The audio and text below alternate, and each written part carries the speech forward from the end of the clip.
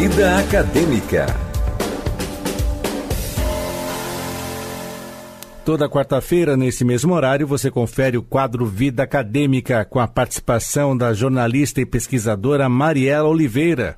E o tema de hoje, Dia do Trabalho. Mariela, o feriado do Dia do Trabalho, como pensar na vida acadêmica nesta data? Bom dia. Olá, Sérgio, bom dia para você e para todos os ouvintes da Rádio Justiça. É uma alegria falar com vocês, mesmo no feriado, Dia do Trabalho. Parabéns para nós, né? Bom, para pensar nessa data, na data do Dia do Trabalho, que relação tem com a vida acadêmica, né?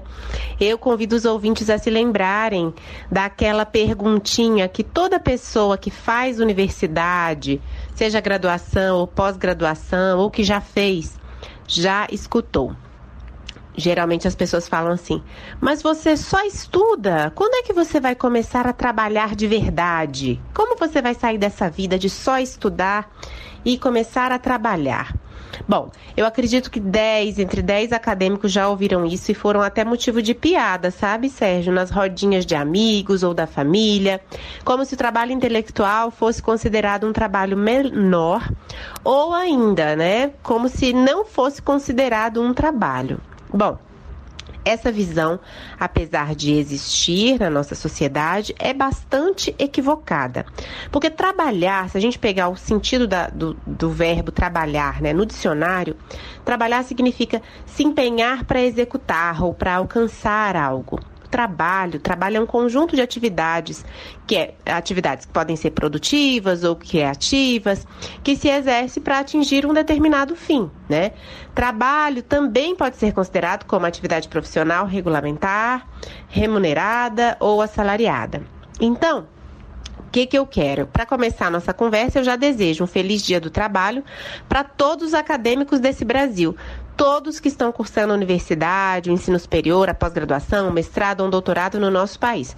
Pois esse dia também deve ser celebrado por todos vocês. Mariela, o trabalho de quem está em formação acadêmica, ele é regulamentado aqui no Brasil como qualquer outro trabalho? Então, fazer uma pós-graduação no nosso país, infelizmente, não é uma atividade regulamentada como um trabalho. Tanto os bolsistas quanto, né, quem não é bolsista, mas no caso dos bolsistas, eles não têm direito a uma remuneração por férias, 13º salário, muito menos FGTS. E também não se pagam impostos pelas bolsas de pesquisa. Inclusive, existe gente que defenda que esse período de formação seja até contabilizado como um tempo de serviço para a aposentadoria. E se tenha essa ampliação nos direitos, né? O que a gente já conseguiu regulamentar, e que é uma coisa bastante boa, é a licença maternidade. Inclusive para as mulheres que têm bolsa de pesquisa. Então, se ela está no mestrado ou no doutorado e fica grávida, se ela não tem bolsa de pesquisa, ela tem o prazo estendido de 6 meses, naquele prazo regulamentar de 2 anos para o mestrado e 4 anos para o doutorado. Ela pode fazer o mestrado em 2 anos e meio e o doutorado em 4 anos e meio. Se ela tem bolsa de pesquisa, ela vai ser remunerada ao longo desses 6 meses em que ela estiver cuidando do seu filho, né, dos seus filhos, dos seus bebês. O que é uma vitória bem importante, porque muitas pós-graduandas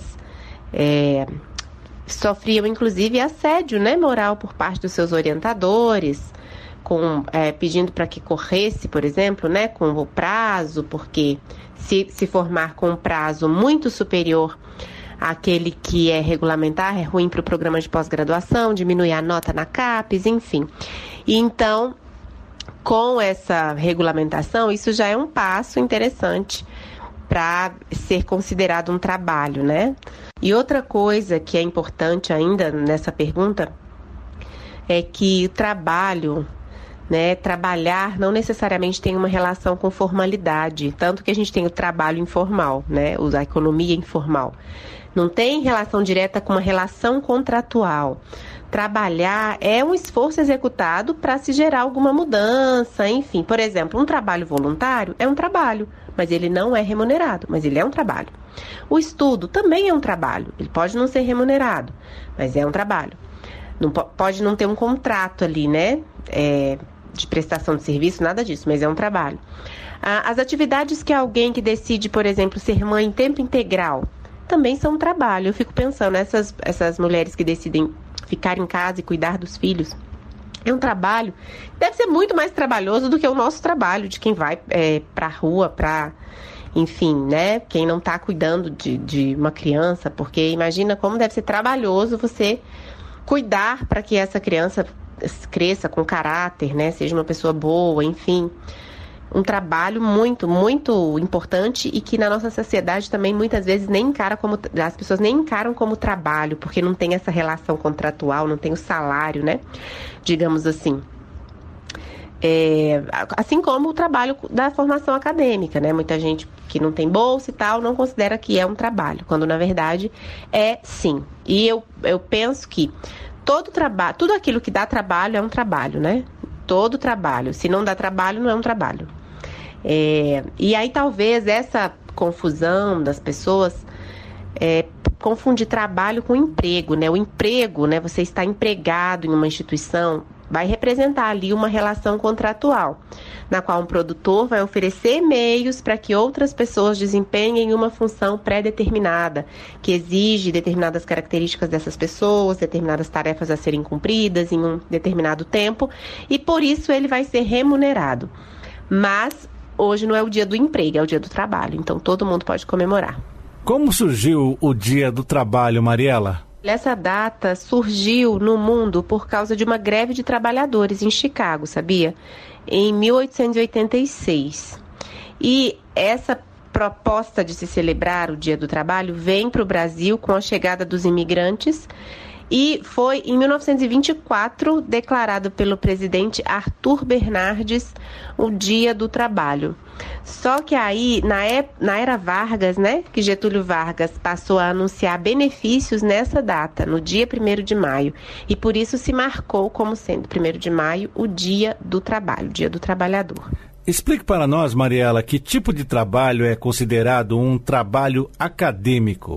Olha, um trabalho acadêmico, né, uma pessoa dedicada à academia, à graduação, à pós-graduação, ela vai desenvolver, por meio de método científico, uma pesquisa científica, para comprovar ou refutar alguma hipótese que seja plausível dentro de uma determinada área do conhecimento. Parte das pesquisas desenvolvidas pelas universidades brasileiras, por exemplo, elas têm estudantes de pós-graduação envolvidos e, com as suas dissertações, as suas teses, elas contribuem para avançar e muito o conhecimento em um determinado tema, né? Recentemente, inclusive, o presidente deu uma declaração dizendo que as universidades públicas não fazem pesquisa nenhuma, né? Quase nada.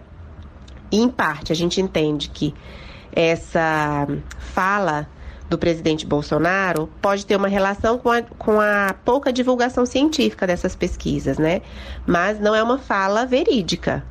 Demonstra um desconhecimento do presidente em relação à produção científica nacional, que a maior parte dela é feita nas universidades públicas.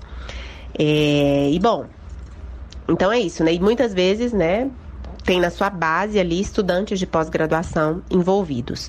O trabalho acadêmico, Sérgio, ele envolve também gerenciar não só a sua pesquisa, mas por vezes o laboratório de pesquisa inteiro, ou coordenar cursos de graduação e de pós-graduação, ocupar cargos de gestão nessas instituições públicas e privadas, fomentar intercâmbio entre diferentes instituições, captar recursos constantemente, porque os recursos para pesquisa no Brasil são muito escassos, né? E esses recursos, eles são captados tanto em editais públicos ou por meio de convênios com empresas privadas e outras instituições, né, para angariar mesmo recursos para pesquisa e mesmo para o ensino.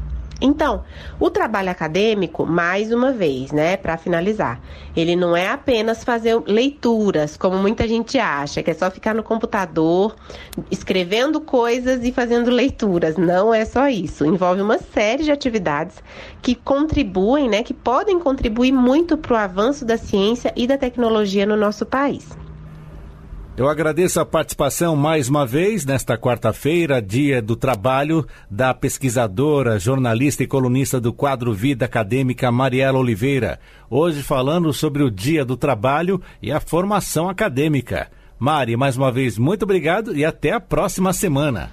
Muito obrigada, Sérgio, pela oportunidade. Olha, um feliz Dia do Trabalho para todos nós, trabalhadores desse país. Até o próximo quadro Vida Acadêmica. Um abraço, tchau, tchau.